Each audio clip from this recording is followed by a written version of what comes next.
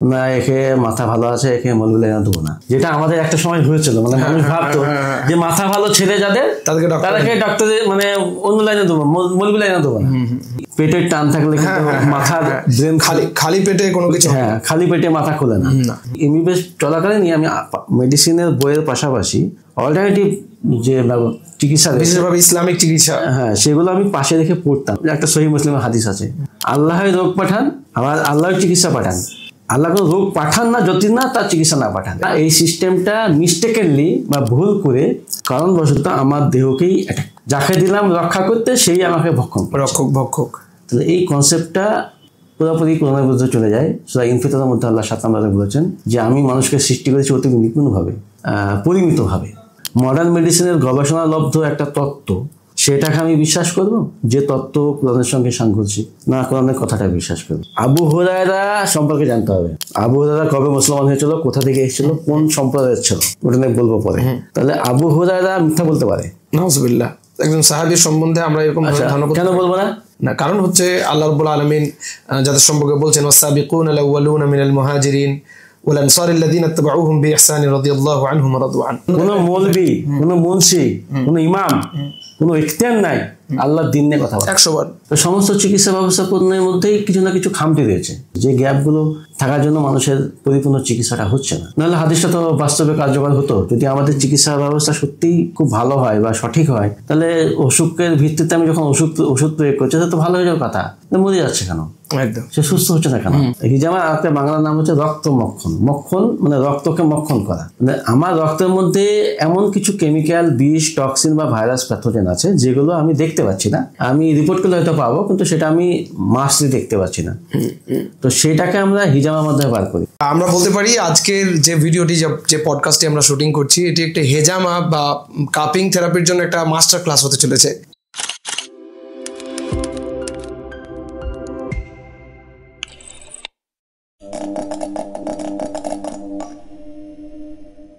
Digital রিমাইন্ডারের আরেকটি এপিসোডে আপনাদের সকলকে স্বাগতম।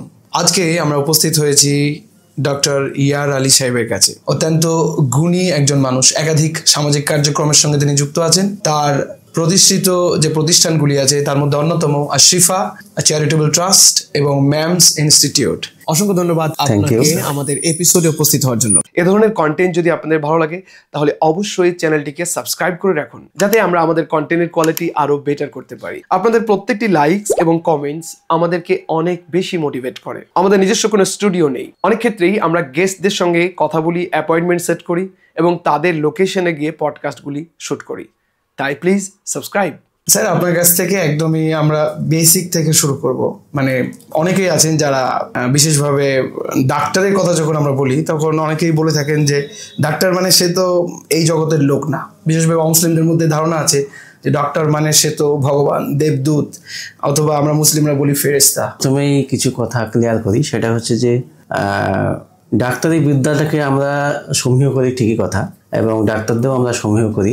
তো ডাক্তার মানে ভগবান বা ডাক্তার মানে দেবতুল্য ব্যক্তি, এই ভাবনাটা চরম অন্যায়। অনেকে মনে করে আর কি, যে যেমন ভাবে মনে করে বুঝতে হবে তার জ্ঞানের লিমিট একদম সেরকম, সে সেভাবে ভাবে বলে সেভাবেও বলতে পারে। একদম চিকিৎসক মানুষের শরীরের চিকিৎসক, সেটা শরীর তো শুধুমাত্র মানে এই অবয়বদের তৈরি না, হ্যাঁ আমাদের ম্যাটারের তৈরি। এই দেহটা একটা অবয়ব, আল্লাহ যে খলাকাকা ফাসাওয়াকা ফাআদাল্লাহ, এই অবয়বের মধ্যে আল্লাহ যে জিনিসটা ঢুকিয়ে দিয়েছেন, মানে আমি যার জন্য, এই দেহের মধ্যে যার জন্য আমি সেটাকে ঠিক করা হচ্ছে আসল কাজ। একদম একদম একদম চিকিৎসককে সেই জায়গায় ওঠানোর কোনো দরকার নেই।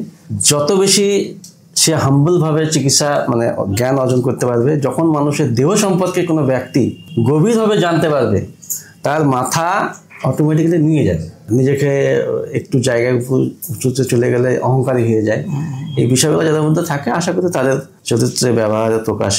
হ্যাঁ হ্যাঁ হ্যাঁ স্যার, আপনার মুখ থেকে শুনতে চাইছি আসলে এখন আমরা দেখছি যে আলামিনের মাধ্যম দিয়ে একাধিক আমরা ডাক্তার পাচ্ছি। তো আপনারা যে সময়ে এই ফিল্ডে এসেছেন সেই সময়টার কথা জানতে চাইছি, কিভাবে আপনার এই ফিল্ডে আসা?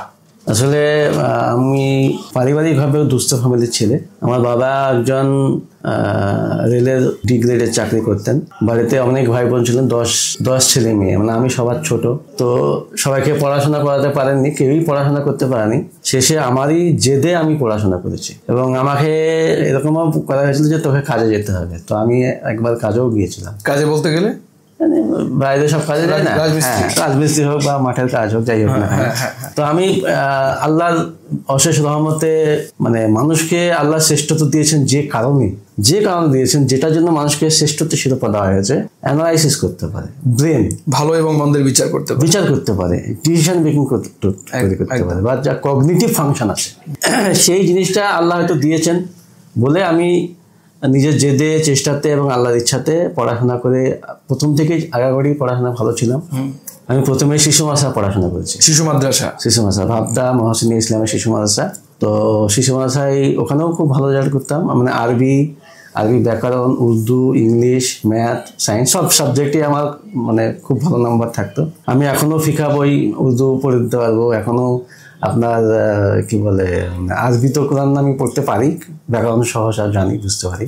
কোরআন যেমন পড়তে গেলে আমি মোটামুটি 90% মানে বুঝতে পারি। তো এইগুলো ধরুন আমি ক্লাস 7 পর্যন্ত শিশু মাদ্রাসা পড়েছি, মানে যথেষ্টই নলেজ নিয়েছি। তারপরে 8, 9, 10 আমাদের ভাবতা হাই মাদ্রাসা আছে, সেখান থেকে পড়াশোনা করেছি।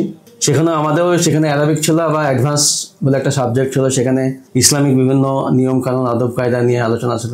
মানে সহজ কথা বিষয় হচ্ছে মাধ্যমিক পর্যন্ত আমি অ্যারাবিকের টাচে ছিলাম। শিশু মাদ্রাসার কনসেপ্ট বলতে গেলে এখানে আমি একটি কথা অ্যাড করব যে আমাদের পশ্চিমবঙ্গ মানে বিশেষভাবে বাংলা ভাষাভাষীদের জন্য শিশু মাদ্রাসা হচ্ছে প্রাইমারি লেভেলের এমন একটা এডুকেশন যেটি মানে মেইন স্ট্রিম প্রাইমারি থেকে অল্টারনেটিভ একটি ইসলামিক ওয়েতে যে পড়াশোনা করানো হয় সেটাই শিশু মাদ্রাসা। মানে আইনুল বাড়ি সাহেবের দ্বারা প্রতিষ্ঠিত সেই সময় আইনুল বাড়ি দ্বারা প্রতিষ্ঠিত ছিল, ওনার দ্বারাই সবকিছু মানে ম্যানেজমেন্ট হয়েছে আর কি। তো শিশু মাদ্রাসা মানে মানুষের মধ্যে একটা কি বলে একটা বিরূপ মাদ্রাসা টাইপের একটা মাদ্রাসা আরবি শব্দ, যেমন আমরা আদালত আরবি শব্দ বা ফার্সি শব্দ, এরকম মাদ্রাসা একটা আরবি শব্দ বা ফার্সি শব্দ হোক। তো এই শব্দের অর্থ হচ্ছে বিদ্যালয়, যাকে আমরা ইংলিশে স্কুল বলি। এই বিদ্যালয়ে ওই রকমই পড়াশোনা করা হয় যেরকম স্কুলে পড়াশোনা করানো হয়। একদম।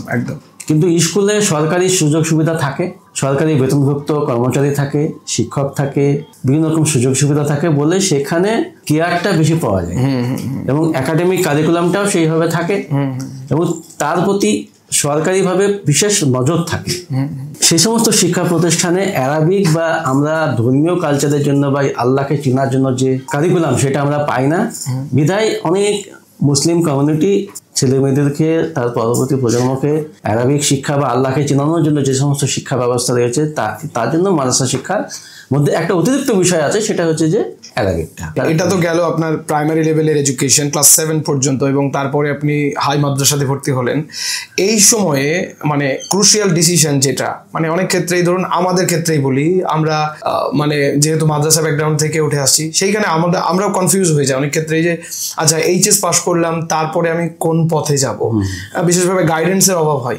তো এই জায়গাটাতে আপনাকে কেন মনে হলো যে এই পড়াটা করলে আমি ডক্টর হতে পারবো? কারণ সেই সময় তো ওই বিষয়টা থাকে না। এটা কিভাবে? আসলে আমি যখন ক্লাস 6 প্রায় 90% নাম্বার পেয়েছিলাম, তখন আমাদের ফিকাও ছিল, ফিকা সবই ছিল সেখানে যারা থাকে। তো তখন আমার আব্বা বলেছিল তোকে মৌলবি করবো। আচ্ছা, মৌলবি লাইনে তোকে ভর্তি করে দেবো। আমরা তো বুঝতাম না তখন যে মৌলবি করলে মৌলবি হবে।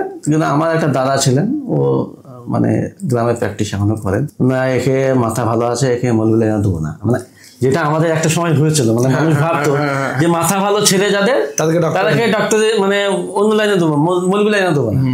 যাদের বাপ মা নেই, এতিম, বা যারা দুস্থ ফ্যামিলির, হয়তো বাপ মা বাড়িতে মা পুষতে পারছে না, বাড়িতে অভাব অনটন লেগেই আছে, বা যাদের মাথা ভালো না, পড়াশোনা করতে পারেনি, ব্যাক বেঞ্চার, তাদেরকে পড়াশোনা করছে না, ধরে বেঁধে মাদ্রাসা ভরে দিল। একদম।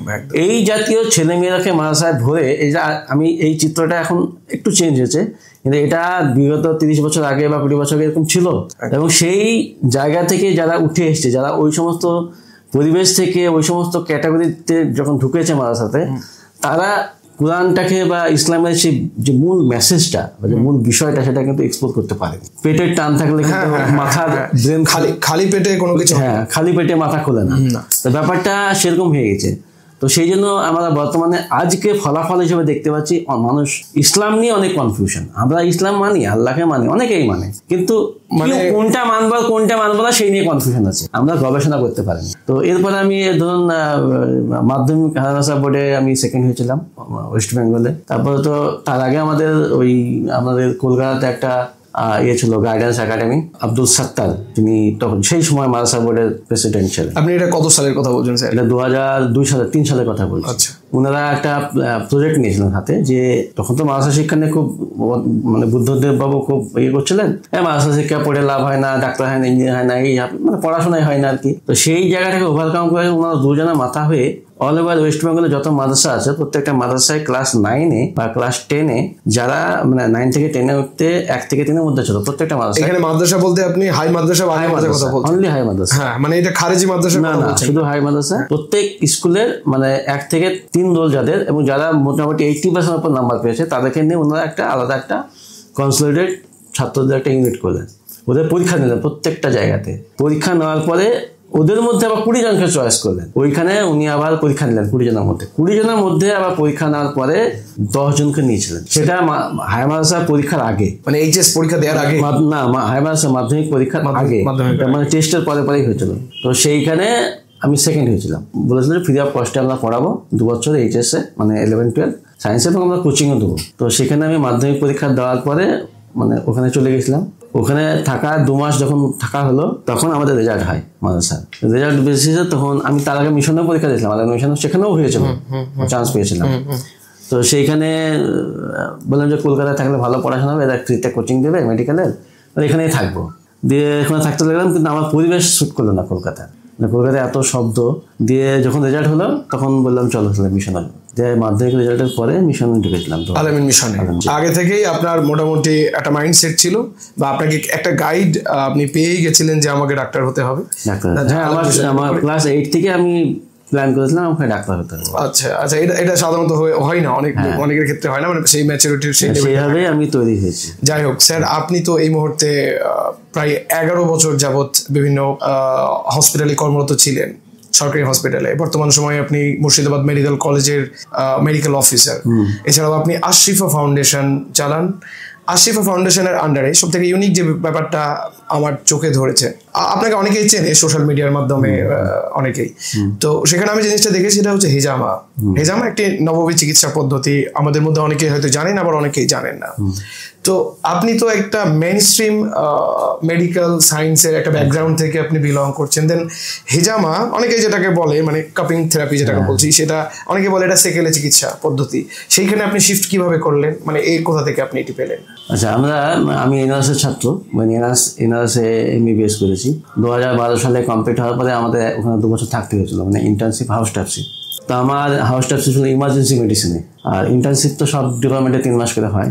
তো সেই সময় ডিউটি প্রচণ্ড চাপ থাকে, আমাদেরকেই সব করতে হয়, মানে যারা প্রফেসর থাকে বা টিচার থাকে তারা তো ওই ভিজিটিং আওয়ারে আসে, বাকি টাইমটা আমাদেরকেই সব করতে হয়। তো আমি খুব ক্লোজলি ইন্টিমেটলি পেশেন্টের ফলো করতাম, পেশেন্টের রিপোর্টগুলো দেখতাম, পেশেন্টের কী হচ্ছে সমস্যা সেগুলো দেখতাম, এবং পেশেন্টের সাথে কথাও বলতাম, এবং পেশেন্ট বাড়ির সাথে কথা বলতাম। তো সেখানে আমি দেখার পরে আমি দেখছি যে বিভিন্ন জায়গা থেকে, বিভিন্ন রাজ্য থেকে, জেলা থেকে মানুষ যাচ্ছে ওখানে, আলটিমেট রেফার পয়েন্ট হিসাবে চিকিৎসা হচ্ছে। কিন্তু অধিকাংশ পেশেন্টকে আমি দেখছি যে পেশেন্টটা হয়তো রিকভার করছে না, এক্সপায়ার করছে, আর নাহলে পেশেন্টকে আবার অন্য জায়গায় রেফার করা হচ্ছে। তো এই সমস্ত জিনিসগুলো দেখার পরে না আমার মনের মধ্যে, আমি যেহেতু ছোটোবেলায় পড়ে এসেছি, আল্লাহ তাআলা রোগ দেন, আল্লাহ থেকে শিফা করেন, তারপর আল্লাহ যে রোগ পাঠান তার চিকিৎসাও পাঠান। একদম।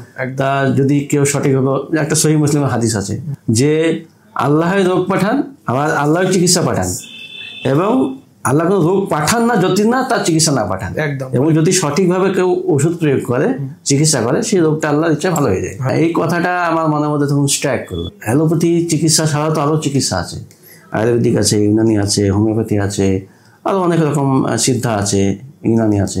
তো সমস্ত চিকিৎসা ব্যবস্থাপনার মধ্যেই কিছু না কিছু খামতি রয়েছে, মানে গ্যাপ রয়েছে, যে গ্যাপগুলো থাকার জন্য মানুষের পরিপূর্ণ চিকিৎসাটা হচ্ছে না। নাহলে হাদিসটা তো বাস্তবে কার্যকর হতো। যদি আমাদের চিকিৎসা ব্যবস্থা সত্যিই খুব ভালো হয় বা সঠিক হয়, তাহলে অসুখের ভিত্তিতে আমি যখন ওষুধ প্রয়োগ করছি তো ভালো হয়ে যাওয়ার কথা, মরে যাচ্ছে কেন, একদম, সে সুস্থ হচ্ছে না কেন, এইসব চিন্তা ভাবনাগুলো আমাকে বেশ ঘুরে ঘুরে খেত সেই সময়। হ্যাঁ, তো সেই সময় আমি ওই আমার সাথে যারা এমবিবিএস করেছে তারা সবাই আমাকে চিনে জানে যে আমি ওই এমবিবিএস চলাকালীনই আমি মেডিসিনের বইয়ের পাশাপাশি মডার্ন স্ট্রিমের বইয়ের পাশাপাশি আমি অল্টারনেটিভ পাশে রেখে পড়তাম, মানে মিলানোর চেষ্টা করতাম যে এটা কোথায় মিলছে কোথায় মিলছে না, কোথায় খামতি রয়েছে।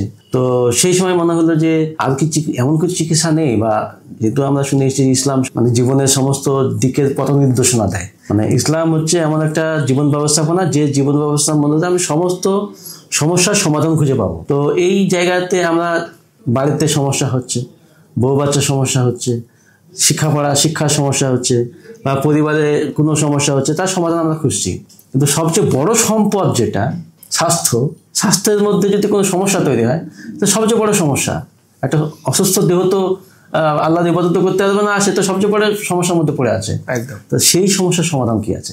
ইসলামে আল্লাহর বিধানের মধ্যে এই স্বাস্থ্য সম্পর্কে কি বিধান রয়েছে, এইটা যখন আমার মাথার মধ্যে ক্লিক করলো তখন আমি এই কোরআন, তারপর চিকিৎসা সম্পর্কীয় বিভিন্ন হাদিস সব পড়া বোঝার পরে মনে হলো যে হিজামা শব্দটা সামনে চোখে হিজামাটা, এবং হিজামা সম্পর্কে হাদিস এরকম যে সর্বোত্তম চিকিৎসা, সেই বুখারীর হাদিস একাধিক হাদিস, সর্বোত্তম চিকিৎসা কি করে হতে পারে? আমরা মডার্ন মেডিসিন পড়ে আসছি, এত সুন্দর অ্যানাটমি ফিজিওলজি কোরিলেশন পড়ে আসছি, এর বাইরে আবার সর্বোত্তম চিকিৎসা কি করে হতে পারে? দেখি কি আছে এর মধ্যে। তো চায়ের দোকান থেকে কাঁচের গ্লাস নিয়ে এসে প্রথম হিজামা করে দেখা, চায়ের দোকান থেকে কাঁচের গ্লাস নিয়ে এলাম আর মোমবাতি কিনলাম।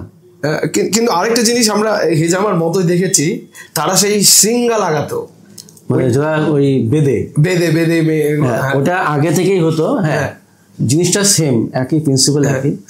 তো আমি ওই মোমবাতি দিয়ে কাঁচের ভেতরে নেগেটিভ প্রেশার ক্রিয়েট করে চামড়া বসলাম, বসে গেল, চায়ের কাপ দিয়ে যার ব্যথা চলে দেখি হ্যাঁ ব্যথা ভালো হয়ে যাচ্ছে, সত্যি তো ওষুধ খেয়ে ভালো হচ্ছে না, এতে ভালো হয়ে যাচ্ছে। তখন এটা নিয়ে আমি আরো ডিটেলসে পড়াশোনা শুরু করলাম, জানতে শুরু করলাম। ও জানতে জানতে এমন একটা জায়গায় আলহামদুলিল্লাহ এখন চলে এসেছি যে এই হিজামার কেউ যদি বলে সেকেলে, সে চলো মূর্খ। একদম। হিজামার এর বিজ্ঞানের ধারে কাছে আসতে পারবে না। কারণ হচ্ছে আমাদের বডিতে যে কোনো ব্যথা হোক না, মানে যে কোনো অসুখ হোক না কেন, কোনো অসুখ হবে না যদি না সেখানে ইনফ্লামেশন না হয়। কোনো ইনফ্লামেশন হবে না যদি না সেখানে কোনো এজেন্ট অ্যাটাক না করে। সেই এজেন্টটা হয় ইনঅর্গানিক হতে পারে অথবা অর্গানিক হতে পারে। অর্গানিক মানে বিভিন্ন প্যাথোজেন হতে পারে, ব্যাকটেরিয়া, ভাইরাস, খাদ্যের মাধ্যমে গেল অথবা কিছু যে কোনো জিনিস হতে পারে, সেখানে ইনফেকশন থেকে ইনফ্লামেশন হচ্ছে, অথবা যে কোনো inorganic substance, heavy metal, chemical, toxin, এগুলো গিয়ে ওখানে সেলুলার ইনজুরি করছে। মানে সোজা কথা হচ্ছে যদি কোনো জায়গাতে যে কোনো এজেন্ট যে আমার কোষকে বা আমার সেলকে বা আমার অঙ্গকে বা টিস্যুকে ড্যামেজ করছে, অ্যাটাক করছে, তখনই সেখানে বিভিন্ন ইমিউনোলজিক্যাল রিয়াকশনের জন্য বিভিন্ন রকম ইমিউনোকেমিক্যাল বা ইনফ্লামেটরি মিডিয়েটার তৈরি হয়। ইন্টারলেকিন 6 আছে, TNF আলফা আছে, TNF বিটা আছে, TNF কাপ্পা বিটা আছে, 6 আছে, 12 আছে, 1 আছে, 2 আছে, এরকম। তো এইগুলোর রেসপন্সে আমাদের বডি দুভাবে কাজ করে। যে ইননেট ইমিউনিটি সিস্টেমে একটা কাজ হয়ে গেল, যদি না হয় তখন অ্যাডাপটিভ সিস্টেমে আসবে। অ্যাডাপটিভ সিস্টেমে দুটো পদ্ধতি, সাইটোটক্সিক আর হচ্ছে হিমোরাল। সাইটোটক্সিকে আসার জন্য কিছু পদ্ধতি আছে। যদি ওই যে বাইরেকার বস্তুটা আমার দেহের মধ্যে ঢুকলো সেটা ডেন্ড্রাইটিক সেলকে ক্যাচ করবে, ওকে মেমোরি করবে, দিয়ে আমার যে ইমিউন সেল আছে তাকে দেবে। যদি কোনো সেলের গায়ে যে সমস্ত টি লিম্ফোসাইট সেলে TH4 যেগুলো, CD8 ক্লাস্টার ডিফারেন্সিয়েশন প্রোটিন 8 যদি থাকে, ও কিন্তু ওই ডেন্ড্রাইটিক সেলের উপরে থাকা ওই প্রোটিনটাকে ক্যাচ করবে, দিয়ে চিনতে পারবে জিনিসটা আমার দেহের নয়, বাইরে থেকে ঢুকেছে। তখন ও সিগন্যাল দেবে, একে কোনোভাবেই দেহের মধ্যে রাখা যাবে না, পুরো ধ্বংস করে ফেলতে। সাইটোটক্সিক মানে যেখানে অ্যাটাক করবে সে পুরো জায়গাটাকে ভ্যানিশ করবে। আর একটা হচ্ছে এরপরে যখন পারবে না তখন হিমাল চলে যাবে, CD4 TH4 এসে তখন তাকে বি লিম্ফোসাইটের মাধ্যমে তখন প্রোটিন তৈরি করবে, প্লাজমা প্রোটিন বা ইমিউনোগ্লোবিন, যেটা পরবর্তীকালে তার কাছে ডিফেন্স তৈরি করবে, মানে অ্যান্টিবডি তৈরি করবে। এই যে সিস্টেমটা হচ্ছে, ঘটনাটা ঘটছে, তা এই ইমিউনোলজিক্যাল রিয়াকশনটি এখন ম্যাক্সিমাম অসুখ, যত অটোইমিউনিটি অসুখ, অধিকাংশ রোগ এখন দেখবেন যদি ভালো না হয় বলবে কেন হয়েছে, তা অটোইমিউনিটির জন্য। আমাদের ইমিউনিটি গন্ডগোল হয়েছে। আমার আল্লাহ যেমন চোখ সৃষ্টি করেছে চোখ দেখার জন্য, নাক সৃষ্টি করেছে নিঃশ্বাস প্রশ্বাস নেওয়ার জন্য, কান সৃষ্টি করেছে কান্দে শোনার জন্য, ব্যালেন্স তৈরি করার জন্য, সেরিবেলাম তৈরি করেছে মেমোরি ডাটাকে ডিসিশন তৈরি করার জন্য, কর্টেক্স তৈরি করেছে মোটর অ্যাক্টিভিটির জন্য, জিভ তৈরি করেছে কথা বলার জন্য, স্বাদ নেওয়ার জন্য, হাত, বিভিন্ন অঙ্গের বিভিন্ন পারপাস আছে। একদম। তো একটা পুরো সিস্টেম আল্লাহ তৈরি করার পরে তাকে ডিফেন্স সিস্টেম দেবেন না? একদম, অবশ্যই। তো ডিফেন্স সিস্টেম দেওয়ার জন্য আল্লাহ ব্লাডে অনেকগুলো সেল দিয়ে দিয়েছে, লিম্ফোসাইট, নিউট্রোফিল, বেসোফিল, ইওসিনোফিল, এই জাতীয় সেলগুলো আল্লাহ রক্তের মধ্যে দিয়ে দিয়েছেন। এগুলো কন্টিনিউ সবসময় গোটা দেহের মধ্যে পেট্রোলিং করছে, কোথাও কিছু পেলে সঙ্গে সঙ্গে অ্যাটাক করে ধ্বংস করছে। এই ইমিউনিটির সিস্টেমটা ভেরি সফিস্টিকেটেড এবং খুবই ফাইনলি রেগুলেটেড। তো এই সিস্টেমটা আল্লাহ সিস্টেম। এই সিস্টেমকে দোষ দিচ্ছি কীভাবে না, এই সিস্টেমটা মিস্টেকেনলি বা ভুল করে বা কোনো কারণবশত আমার দেহকেই অ্যাটাক করছে। যাকে দিলাম রক্ষা করতে সেই আমাকে ভক্ষণ, ভক্ষক। তো এই কনসেপ্টটা পুরোপুরি কোরআনের মধ্যে চলে যায়। সূরা ইনফিতারের মধ্যে আল্লাহ 7 নম্বরে বলেছেন যে আমি মানুষকে সৃষ্টি করেছি অতি নিপুণভাবে, পরিকল্পিতভাবে এবং পরিমিতভাবে। তো এই কথার এগেনস্টে এই থটটা কিন্তু, অটোমেটিক থটটা কিন্তু এগেনস্টে চলে যায়। মডার্ন মেডিসিনের গবেষণালব্ধ একটা তত্ত্ব, সেটাকে আমি বিশ্বাস করব যে তত্ত্ব কোরআনের সঙ্গে সাংঘর্ষিক, না কোরআনের কথাটা বিশ্বাস করবো? এইখানে আমার বক্তব্য হলো আমি কোরআনের কথা বিশ্বাস করবো। একদম একদম। তো সেই কোরআনের কথা বিশ্বাস করতে গিয়ে তখন আমার আরো ডিপে ঢুকতে হলো। আরো ডিপে ঢুকতে গিয়ে তখন দেখলাম যে অ্যাকচুয়ালি হচ্ছেটা কি ভিতরে, সেটা করতে করতে নানা রকম জিনিস এখন মানে আমরা সেই জিনিসটা আমি এই বইয়ে তুলে ধরেছি, পত্রিকার মধ্যে তুলে ধরেছি। আচ্ছা, এটা না পড়লে বোঝা যাবে না, অনেক বড় জিনিস আছে। আচ্ছা স্যার, একটা বই লিখেছেন হিজামা বিস্ময়কর চিকিৎসা ও গূঢ় তাৎপর্য। আমাদের অডিয়েন্সদের জন্য এটা প্রয়োজনে, আপনারা কিনতে পারেন। স্যার এটা কোথায় পাওয়া যাবে? এখানেই পাওয়া যায়। ওকে, স্যারের অফিস আমরা এমনি রিটেল বাইরেও বিক্রি করে না, আমাদের স্টুডেন্ট থাকে তো ওরাকে দিই, ওরাই। আচ্ছা, এটা অনলাইন পাওয়ার কোনো ব্যবস্থা আছে? অনলাইন পাওয়া যাবে, ফোন করতে হবে। হিজামার যে বিষয়টা শুনছিলাম যে হিজামা কি বিশেষভাবে ব্যথাজনিত যে বিষয়গুলো থাকে সেইগুলোতে কাজ করে, নাকি আরো অন্যান্য যে যে সমস্যাগুলি থাকে? আপনাকে একটা জিনিস বোঝাই, যেমন আমরা দুধ খাই, তো দুধ থেকে কি কি তৈরি হয়? ঘি তৈরি হয়, মাখন তৈরি হয়, চিজ তৈরি হয়, পনির তৈরি হয়। যখন দুধটা আপনার গ্লাসে থাকে তখন সেগুলো দেখতে পাওয়া যায়? দেখা যায় না। দেখা যায় না, কিন্তু সেখান থেকেই তৈরি হয়। আমরা যখন দুধ থেকে ঘি বের করি তখন কি করি? মক্ষণ করি। মক্ষণ করি, মক্ষণ যে ঘুরিয়ে ঘুরিয়ে বের করি না, ওটাই মক্ষণ। মক্ষণ করা, মক্ষণ করে যেটা পাওয়া যায় সেটাই মাখন। আচ্ছা আচ্ছা। তো আমাদের হিজামার একটা বাংলা নাম হচ্ছে রক্ত মক্ষণ। মক্ষণ মানে রক্তকে মক্ষণ করা। মানে আমার রক্তের মধ্যে এমন কিছু কেমিক্যাল, বিষ, টক্সিন বা ভাইরাস, প্যাথোজেন আছে যেগুলো আমি দেখতে পাচ্ছি না, বা আমি রিপোর্ট করলে হয়তো পাবো, কিন্তু সেটা আমি মাসলি দেখতে পাচ্ছি না। তো সেটাকে আমরা হিজামার মাধ্যমে বার করি। কি হবে? ধরুন কোনো জায়গায় ব্যথা হচ্ছে আপনার, তো ব্যথা যখন হচ্ছে মানে 100-2% মানে 100-200% শিওর যে সেখানে ইনফ্লামেশন হচ্ছে। ইনফ্লামেশন ছাড়া ব্যথা হবে না। ইনফ্লামেশনের 5টা ক্রাইটেরিয়া রয়েছে। ইনফ্লামেশনটা কি? ইনফ্লামেশন মানে প্রদাহ করা। আচ্ছা। ফ্লেম মানে আগুন। ফ্লেম মানে আগুন, ব্যথাকে রিপ্রেজেন্ট করছে। ফ্লেম মানে আগুন, তো আগুন মানে জ্বলবে, দাও দাও করে জ্বলবে। ইনফ্লেম মানে আগুন ধরানো। এটা হচ্ছে ভাগ। এবার যদি আমাকে নাউন করি, ইনফ্লামেশন। আচ্ছা, সহজ কথা, আমার দেহের কোনো জায়গায় আগুন ধরে গেছে, মানে ব্যথা হচ্ছে, মানে সেখানে আমার কোষগুলো ঠিকঠাক ভাবে কাজ করছে না। কাজ করছে কিন্তু সুস্থ নাই। আচ্ছা, অসুস্থ। আপনার গাড়িতে আগুন লেগে যায়, আপনি কি করবেন? একদম। হ্যাঁ, তো সেখানে ক্ষয় হচ্ছে, নষ্ট হচ্ছে, মানে ইনফ্লামেশন। তাহলে এই আগুন ধরানো কি? আমি বাড়িতে একটা কাগজে আগুন ধরাবো, আপনার দেশলাই লাগবে, এমনি তো আগুন ধরবে না, বা কাঠে কাঠে আগুন ধরালে আপনার ঘর্ষণ লাগবে। তো ওইখানে আগুনটা ধরালো। তাহলে ইনফ্লামেশন হওয়ার জন্য 5টা ক্রাইটেরিয়া আছে, কার্ডিনাল সাইন আছে। ব্যথা হবে, ফুলবে, তারপরে হচ্ছে লাল হবে, তারপরে ওই জায়গার ফাংশন নষ্ট হয়ে যাবে, তারপরে এই 5টা সাইন আছে। 5টা সাইনের মধ্যে একটা হচ্ছে সবচেয়ে বড়, পেন হবে। তো এই 5টার মধ্যে পেন যেহেতু হচ্ছে, তাহলে নিশ্চিতভাবে ওখানে ইনফ্লামেশন হচ্ছে। আর ইনফ্লামেশন যেহেতু আছেই, নিশ্চিতভাবে আগুন ধরানোর কোনো ব্যক্তি আছে। আগুন ধরানোর ব্যক্তি কে হতে পারে? যেহেতু ইমিউনিটি সিস্টেম এমনভাবে আল্লাহ তৈরি করেছেন, আমার দেহের মধ্যে কোনো বস্তু থাকলে, আমার দেহের কোনো বস্তু হলে সেখানে আগুন ধরবে না, সেখানে ইমিউনিটি সিস্টেম আমার নর্মাল থাকবে। বাইরে থেকে কিছু একটা, বাহিরের কেউ ঢুকেছে, বাহিরের কে? ক্ষতিকর জিনিস নিশ্চয়ই। তাহলে বাইরের কোনো ক্ষতিকর বস্তু হয়, কোনো সেটা লিভিং সাবস্টেন্স হতে পারে, সেটা নন লিভিং হতে পারে। নন লিভিং দেখতে গেলে প্রচুর কিছু আছে, কেমিক্যাল, টক্সিন, পরিবেশের দূষণে দেখবেন প্রচুর পরিমাণে নাইট্রিক অক্সাইড, এনও, তারপরে হচ্ছে N2O, সালফার অক্সাইড, সালফার, তারপরে হচ্ছে কার্বন মনোক্সাইড প্রচুর বেরিয়ে আসছে, পেট্রোলিয়াম বাই প্রোডাক্ট বেরিয়ে আসছে। তারপরে এদিকে আপনার খাবারের মধ্যে চাষাবাদে আমরা দেখছি 1980 সাল থেকে প্রচুর পরিমাণে পেস্টিসাইড ইউজ করছি, ফাঙ্গিসাইড, হার্বিসাইড ইউজ করছি, ইনঅর্গানিক ফার্টিলাইজার ইউজ করছি। সবাই ম্যাক্সিমাম দেখবেন সব mercury, aluminium, copper, nickel, cadmium, vanadium এগুলো আছে। এরপরে আপনি দেখেন কি বলে কসমেটিক্স দেখেন, আসবাবপত্র দেখেন, সবাই কেমিক্যাল ব্যবহার করছে। তো এইগুলো আমরা প্রতিদিন অল্প অল্প পরিমাণে নিচ্ছি। এই যে একটা দেখবেন মাইক্রো লেভেলে নেওয়া, একদম অল্প বিন্দুতে বিন্দুতে সিন্ধু হচ্ছে। তা আমি যখন 10 বছর 20 বছর এইভাবে কন্টিনিউ চলতে থাকবো, একটা সময় গিয়ে কিন্তু দেহের মধ্যে সেই সমস্যাটা তৈরি হবে। একদম, এটা গেলো একটা দিক। আর দ্বিতীয় দিক হচ্ছে কন্টিনিউয়াস বিভিন্ন রকম প্যাথোজেনিক অ্যাটাক।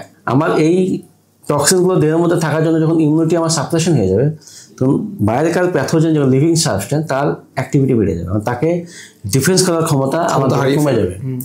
তখন বিভিন্ন ভাইরাস, এফস্টাইন ভাইরাস, সিনজেল ভাইরাস, তারপরে হচ্ছে হেপাটাইটিস ভাইরাস, তারপরে রাইনো ভাইরাস, এই যে মেটানিমা ভাইরাস, করোনা ভাইরাস, বিভিন্ন রকম ভাইরাসের অ্যাটাক বাড়বে। সহজ কথা, প্রচুর আছে, লাখ লাখ কোটি কোটি ভাইরাস আছে। তো সেইগুলো অ্যাটাক বেড়ে গেলে তখন সেটাও ইনফ্লামেশন করবে। তাহলে ডুয়াল এফেক্ট চলে গেল। ডুয়াল এফেক্ট যখন চলে আসবে তখন দেখবেন সেই জায়গাতে ওই কোষ আর সুস্থ থাকবে না, ক্ষয় হতে লাগবে। এই ক্ষয় যখনই হবে তখন ওই আমরা অসুস্থ হয়ে ডাক্তারখানা যাবো। এবার ক্ষয় হওয়ার জন্য ব্যথার ওষুধ দেবে, বা কোনো ভিটামিন দেবে, বা ইনফেকশন কোনো অ্যান্টিবায়োটিক দেবে, মানে সাময়িক রিলিফ, কিন্তু সেখান থেকে বেরিয়ে আসতে পারছে না, আবার হচ্ছে। আমার দেহের মধ্যে তো আসেই। তাহলে আমাকে সেই রুটটাকে বার করতে হবে। রুটটাকে, যেখানে ব্যথা হচ্ছে সেই রুটটাকে যদি বের করতে পারি, তাহলে বের করার পদ্ধতি কি আছে? পৃথিবীতে যত চিকিৎসা আছে সব চিকিৎসায় কিন্তু ইনপুট চিকিৎসা, মানে আপনার কিছু একটা সাবস্টেন্স ভরা হচ্ছে, মানে ইনজেকশন ভিতরে ঢোকাচ্ছে, ট্যাবলেট খাওয়াচ্ছে, সিরাপ খাওয়াচ্ছে, যা হচ্ছে সব ঢোকাচ্ছে, কিন্তু বের করার, আমার দেহের মধ্যে বের করার কোনো ব্যবস্থা নেই। আপনার এই ঘর পুরো নোংরা হয়ে গেছে, ঘরটাকে সুগন্ধি রাখার জন্য শুধু পারফিউম মারলে হবে? ঘরটাকে পরিষ্কার করতে হবে। একদম একদম। তা আমার দেহের মধ্যে এই এতদিন আমি বিভিন্ন রকম টক্সিন পরিবেশ থেকে, খাবার থেকে, পানি থেকে নিচ্ছি, আমার ফুসফুস দিয়ে ঢুকছে, আমার নাক দিয়ে ঢুকছে, খাবার দিয়ে ঢুকছে, স্কিন দিয়ে ঢুকছে, কিন্তু বের করতে হবে। লিভার তো একটা, লিভার এগুলো ডিটক্স করে, ডিটক্সিফিকেশন করে, কিন্তু লিভারের তো একটা ক্যাপাবিলিটি রয়েছে। ওটা 10 বছর পরে আর করতে পারছে না, সে জমে জমে একদম পুরো স্টোপ হয়ে গেছে, তখন আর পারছে না। তখন কি হবে? তখন সিস্টেমে চলে আসবে, লিভার থেকে সিস্টেমে আসবে। আর সিস্টেমে যখন আসবে তখন বিভিন্ন অঙ্গের সমস্যা তৈরি হবে। কিডনিতে গেলে কিডনির সমস্যা, স্প্লিনে গেলে স্প্লিনের সমস্যা, চামড়াতে গেলে চামড়ার সমস্যা, জয়েন্টে গেলে জয়েন্টের সমস্যা, মানে বিভিন্ন জায়গায় বিভিন্ন রকম সমস্যা হতে শুরু। এই জন্য দেখবেন কোনো একজন ব্যক্তি যদি 30 বছর বয়সে প্রেশারে আক্রান্ত হয়, 35 বছরে সুগার, 40 বছরে থাইরয়েড, 45 বছরে মাংসপেশিতে ব্যথা, 50 বছরে গাঁটা ব্যথা, 60 বছরে মাথা কাজ করছে না, ঘুম হচ্ছে না, ভুলে যাচ্ছে, আর 65 বছরে আর চলতে পারছে না। একই দেহের মধ্যে সময়ের তারতম্যে বিভিন্ন রকম অসুখ তৈরি হচ্ছে, মানে একই জিনিস থেকে অসুখ তৈরি হচ্ছে, যত ইন্টেন্সিটি বাড়ছে অসুখের সংখ্যা বাড়ছে। আর দ্বিতীয় হচ্ছে যে সিস্টেমে, এবার যে কোনো অসুখ কেন হয়, সুগার, প্রেশার, থাইরয়েড, তারপরে হচ্ছে আপনার বিভিন্ন গাঁট ব্যথা, যন্ত্রণা, মাথা চুল পড়া, ঠিক কী কারণ অসুখটা হচ্ছে সেটা আমরা যেমন বললাম এখনই, যে সেটা বার করতে গিয়ে মডার্ন মেডিসিন দুটো তত্ত্ব আলটিমেট নিয়েছে। এক হচ্ছে অটোইমিউনিটি, দুই হচ্ছে জেনেটিক। আর অটোইমিউনিটি কথা বললাম যে সেটা আমি পুরাণ বিরুদ্ধ, অতএব সেই কথাটা প্রথমে উড়ে ফেলতে হবে। বংশীয়ভাবে আসে, সেটা এপিজেনেটিক মডিফিকেশন হয় অনেক সময়, রেডিয়েশন, বিশেষ করে ultraviolet ray, ionic radiation, X ray, gamma rays, বা আমার ডায়েটে বিভিন্ন রকম টক্সিন, এই হেভি মেটাল, এগুলো থাকলে আমার যে ক্রোমোজোমটা রয়েছে, ক্রোমোজোমের ডিএনএ আছে, ডিএনএর এপিজেনেটিক মডিফিকেশন হয়। এই এপিজেনেটিক মডিফিকেশন হলে কি জিন এক্সপ্রেশন বন্ধ হয়ে যায়, ফলে অসুখের এরকম টেন্ডেন্সি বেড়ে যায়। কিন্তু সেটাকে মডিফিকেশন করা সম্ভব, সেটাকে রিভার্স করা সম্ভব। কিন্তু সেই রিভার্সের জায়গাতে আমরা না গিয়ে আমরা বলছি জন্মগত সমস্যা, এই জন্মগত সমস্যা ধরেই আমরা চিকিৎসা করছি, তাতে কিন্তু আলটিমেট পেশেন্ট রিকভার হচ্ছে না। এবং অনেক সময় কি হয়, ডিএনএর ফ্র্যাগমেন্ট চেঞ্জ হয়ে যায়, একটা ডিএনএর একটা জিন আছে, জিনটাই পুরো উড়ে গেল বা নষ্ট হয়ে গেল, সেক্ষেত্রে তাকে জিন থেরাপি এখন এসছে, জিন থেরাপি করে বা অন্য কিছু চিকিৎসা করা সম্ভব। জেনেটিক চেঞ্জ হয়ে গেলে কিন্তু আর চিকিৎসা করা সম্ভব না। তো মোদ্দা কথা, জিনের থেকে বড় সমস্যা হচ্ছে অটোইমিউনিটি। অটোইমিউনিটি, যে রিউমাটয়েড আর্থ্রাইটিস, তারপর অস্টিওআর্থ্রাইটিস, লাম্বার স্পন্ডিলাইসিস, তারপরে ভার্টেব্রাল ডিজেনারেশন, চোখের ছানি, তারপরে হচ্ছে মাথার চুল পড়া, লাংসের হচ্ছে সিওপিডি, তারপরে যে ব্রঙ্কাইটিস, অ্যাজমা, হার্টের ইসচেমিক হার্ট ডিজিজ, তারপরে লিভারের হেপাটাইটিস, স্টমাকের আইবিএস, ক্রনিক ডিজিজ, তারপরে অনেক রকম সমস্যা আছে, মেয়েদের তলপেটের সমস্যা আছে। সবগুলোকে আমরা আলটিমেট একটা জায়গায় নিয়ে আসছি যে এগুলো হচ্ছে আলটিমেট ওই ইমিউনিটির গন্ডগোল।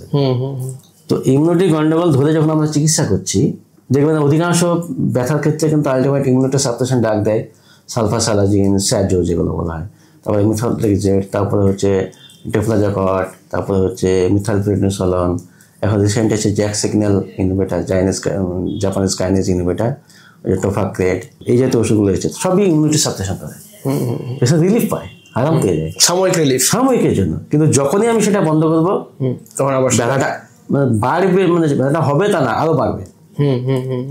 তাহলে সমাধান আমরা পাচ্ছি না।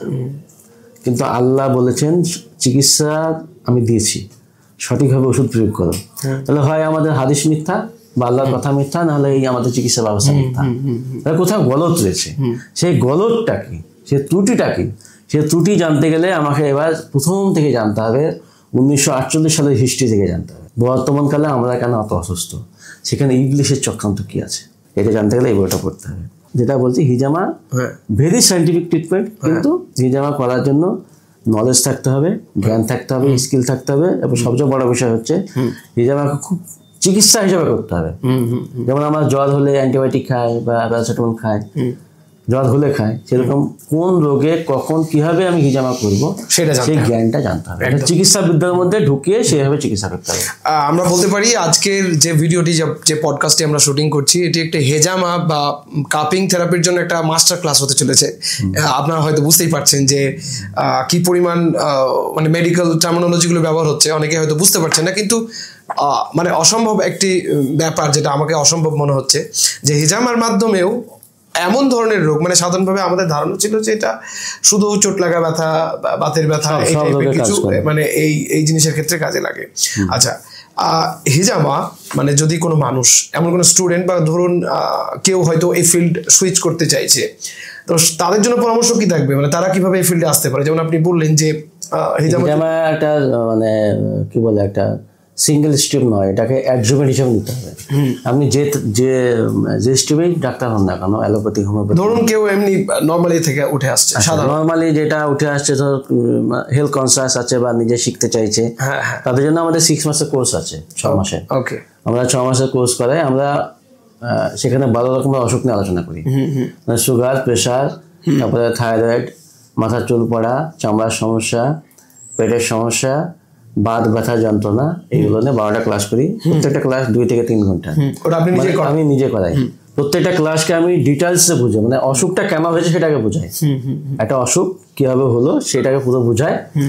বোঝানোর পরে এইখানে হিজামা কি লাগবে কি লাগবে না, বা কোথায় কিভাবে লাগবে, এবং শুধু হিজামাই লাগবে না, আরো কিছু লাগবে, ডিটেলস আলোচনা করা হয়। এবং সেটা 6 মাস ক্লাস করার পরে আমরা 3 মাস পর পরীক্ষা নিই, যে কতটা অ্যাবজর্ব করতে পারলাম। পরীক্ষার বেসিসে যখন যে পাস করে তাকেই আমি সার্টিফাই করে দিই। আচ্ছা, আমি এখানে একটা জিনিস জানতে চাইবো, আপনি হিজামার কথা বললেন যে আমি প্রথমে চায়ের কাপ দিয়ে শুরু করলাম। স্যার, আপনি তো এইখান থেকে, আপনি কি স্পেশাল কোনো মানে প্রশিক্ষণ পরে নিয়েছিলেন কোনো ইনস্টিটিউট থেকে? আমি নিয়েছিলাম ইউকে থেকে, কিন্তু ওদের ট্রেনিং আমার পছন্দ হয়নি। ইউকে বলতে ইংল্যান্ড, অনলাইনে। তো ওদের মানে আমি যেভাবে মেডিকেল সায়েন্সটা বুঝি, মানে আমি যেখানে খোঁজ করেছি দেখেছি কেউ মেডিকেল ব্যাকগ্রাউন্ডের লোক না, মানে এমবিবিএস পড়েছে এমন ব্যাকগ্রাউন্ডের লোক আমি পাইনি। ওই জন্য যখনই কেউ আমাকে বুঝাতে এসছে আমি তো ধরেছি তার, আমি তো অ্যানাটমি, ফিজিওলজি, বায়োকেমিস্ট্রি সব জানি, আমি মডার্ন মেডিসিন পড়েছি। কেউ যখন বলছে, আমি আমাদের ইউনানি মেডিসিনের এমডি, আমাদের কলকাতা সিসিআরে, যেখান থেকে আমরা সেন্ট্রাল গভর্নমেন্টের অ্যাপ্লিকেশন নিয়েছি, তো সেইখানে যিনি এমডি ডিরেক্টর, ওনার সাথে আমার বসে আলোচনা হচ্ছে, উনিও হিজামা সম্পর্কে এত ডিটেলস জানান না। আমি ওনাকে অ্যানাটমি নিয়ে ফিজিওলজি যেভাবে বুঝাচ্ছি, উনিও বলছেন সত্যি তো, আমি তো এভাবে ভাবিনি। তা ওনারাও জিনিসটা অত বুঝেন না, মানে ওনাদের অ্যানাটমি অত ভালো করে ডিটেলসে পড়ানো হয় না, বা ফিজিওলজি পড়ানো হয় না, বায়োকেমিস্ট্রি পড়ানো হয় না। যারাই আমাকে হিজামা নিয়ে কিছু বলতে চেয়েছে মনে ধরেনি। হিজামা জাস্ট মানে ইউনিক একটা কনসেপ্ট, এটা অন্যভাবে কাজ করে। একদম একদম মানে অনেকে বলে অ্যাকুপাংচার দিয়ে কাজ করে, মেরিডিয়ান পয়েন্টে কাজ করে, এইভাবে কাজ করে, সেইভাবে কাজ করে, কিছু না। এই যে আমার একটাই কাজ, যেখানে দূষণ আছে, মানে রক্ত দূষণ, মানে টক্সিন আছে, সেই জিনিসটাকে বের করে। হাদিসে অবশ্য মানে পয়েন্টের কথা উল্লেখ আছে, যে পয়েন্টের কথা ওইভাবে নেই। মাথা ব্যথা হলে মাথায় করেছেন, পায়ে লাগা হলে পায়ে করেছেন, ঘাড়ে লাগা হলে ঘাড়ে করেছেন। মানে সহজ কথা, যেখানে ব্যথা হচ্ছে সেখানে করেছেন, মানে ইনফ্লামেশন যেখানে হচ্ছে সেখানে করেছেন। মানে রিসেন্ট টাইমে কিছুদিন ধরে ফেসবুক এবং অন্যান্য সোশ্যাল মিডিয়ায় আপনার কিছু কমেন্ট, মানে আপনার ফেসবুকে বিশেষভাবে কমেন্ট, সেখানে মানে আমার সেভাবে অত ডিপলি অবজার্ভ করিনি বিষয়গুলোকে, কিন্তু যেটুকু মনে হয়েছে এবং বাকি অন্যান্য যে কমেন্টের ভিত্তিতে, তাতে মনে হয় যেন আপনি মানে ইসলামের কিছু কিছু বিষয়ের জায়গায়, বিশেষভাবে হাদিসের জায়গায় কোথাও যেন মানে একটা কন্ট্রোভার্সির মতো একটা জিনিস সৃষ্টি হয়েছিল। তো এই জায়গাটা কি, এটা একটু পরিষ্কার করলে অনেকের কাছেই ভালো হবে। হ্যাঁ, সহজ কথা হচ্ছে হাদিস মানে কথা। আচ্ছা, হাদিস মানে কথা। তো কার কথা? হাদিস, সেখানে আল্লাহর কথা বলা হয়েছে কোরআনে, যেমন। আচ্ছা, আমরা কিছু কনসেপ্ট ক্লিয়ার করি। মুহাম্মদের কথা না রাসূলের কথা? কথাটা কার? মুহাম্মদের কথা না রাসূলের কথা? কোরআনে আল্লাহ যতবার বলেছেন যে তোমরা আনুগত্য করো, আল্লাহর আর কার? রাসূলের। রসুল আর মোহাম্মদ কি একই জিনিস? রাসূল মানে বেসিক একটা, আমরা এগুলো অ্যাভয়েড করে যাই, কিন্তু এগুলো খুবই ভাইটাল। আমরা ছোট জিনিস মনে করি, কিন্তু এটা হেভি ইম্পর্টেন্ট। রসুল আর মোহাম্মদ এক নয়। অবশ্য আল্লাহ রাব্বুল আলামিন মুহাম্মদকে রাসূল হিসেবে সম্বোধন করেছেন, যেমন মুহাম্মাদুর রাসূলুল্লাহ বলা হচ্ছে। মুহাম্মদকে রাসূল হিসেবে আল্লাহ চয়েস করেছেন না, যে আল্লাহ বলছেন যে মুহাম্মাদুর রাসূলুল্লাহ ওয়াল্লাযীনা আমানু মাআহু আশিদ্দাউ আলাল কুফফার, এই যে মুহাম্মদকে পরে রাসূল বলে আল্লাহ সম্বোধন করেছেন। মুহাম্মদকে আল্লাহ রাসূল করেছেন, এটা আল্লাহ বলছেন। তো মুহাম্মদকে আল্লাহ রাসূল করেছেন, আর মুহাম্মদের গুরুত্ব ওখানেই। অবশ্যই মুহাম্মদ সাল্লাল্লাহু আলাইহি ওয়াসাল্লামের গুরুত্ব রাসূল হয়েছেন বলেই। 100বার। রাসূল কে? রাসূল কাকে বলা হয়? রাসূল যার প্রতি আল্লাহর পক্ষ থেকে মানে কি বলে আপনার ওহী আসে। মানে আল্লাহ যাকে তার বার্তা পাঠান, একদম তার বাণী পাঠান, যাকে বাণী পাঠানো হয়। ধরুন আমি একটা চিঠি লিখলাম, চিঠি লিখে আপনাকে দিলাম, যে আপনি ওই লোকগুলোকে দিয়ে দেন। তো আপনি গিয়ে লোকগুলোকে দিলেন, তো ওই চিঠির কথাটা কার? আমার কথা। আপনি গিয়ে দিলেন, আপনি কি চিঠিতে আরো কিছু লিখবেন? লেখার পারমিশন কি আপনার আছে? না, আমার লেখার পারমিশন নেই। রাসূল যে কথাটা মুখ দিয়ে বলতেন, সেটা কি মুহাম্মদের ব্যক্তিগত কথা ছিল? রাসূল সমস্ত কিছু আল্লাহর আলামিনের পক্ষ থেকে, সব আল্লাহর পক্ষ থেকে। মানে আল্লাহ যেটা ওহী করতেন সেটাই একদম। রাসূল মানে রাসূলের মুখ দিয়ে যে কথাটা আসছে, প্র্যাকটিক্যালি ওই কথাটা আল্লাহর কথা। এই জন্য অনেক হাক্কার মধ্যে আল্লাহ বলেছেন, যখনই রাসূল আমি যেটা ওহী করেছি তার বাইরে যদি বলেছো, গর্দন কেটে দেবো। এরকম আল্লাহ হুকুম, মানে অনেক আয়াত আছে। সহজ কথা, রাসূল কখনো ওহীর বাইরে কথা বলেননি। বিশেষ করে কোন বিষয়ে কথা বলেননি? অনেক কথাই বলতেন, আয়েশা আমাকে একটু পানি দাও, আমি একটু গা দেবো, গামছাটা দাও। এগুলোকে আল্লাহর ওহীর কথা? ওহীর কথা না। আচ্ছা, মুহাম্মদের একটা ব্যক্তিগত জীবন আছে, অবশ্য গাইডেড জীবন। রাসূলুল্লাহ সাল্লাল্লাহু আলাইহি ওয়াসাল্লাম আল্লাহ ওনাকে গাইড করেছেন, উনি হিদায়াতের মধ্যে ছিলেন। তো উনি নিজের ব্যক্তিগত জীবনে যে ঘটনাগুলো ঘটেছে, সেগুলো উনি মানুষকে প্রমোট করেননি। উনি প্রমোট করেছেন, প্রচার করেছেন, বাল্লিক করেছেন রাসূলটাকে, রিসালাতটাকে। সেটা কি? সেটা কোরআন এবং হাদিস। সেটা হচ্ছে আল্লাহর ওহী, আল্লাহর বার্তাটাকে। আল্লাহর বার্তাটা কোনটা? আল্লাহর বার্তা দুটোই, কোরআন এবং হাদিস। হ্যাঁ, আল্লাহর বার্তা দুটোই, কোরআন এবং হাদিস। কোরআনটাও আল্লাহর হাদিস, অবশ্যই কোরআনটাও হাদিস। এখন ব্যাপারটা হচ্ছে যে আল্লাহ নবী যে মুখ দিয়ে কথা বলেছেন, সেই কথাটা কোরআনের বাইরেও বলেছেন।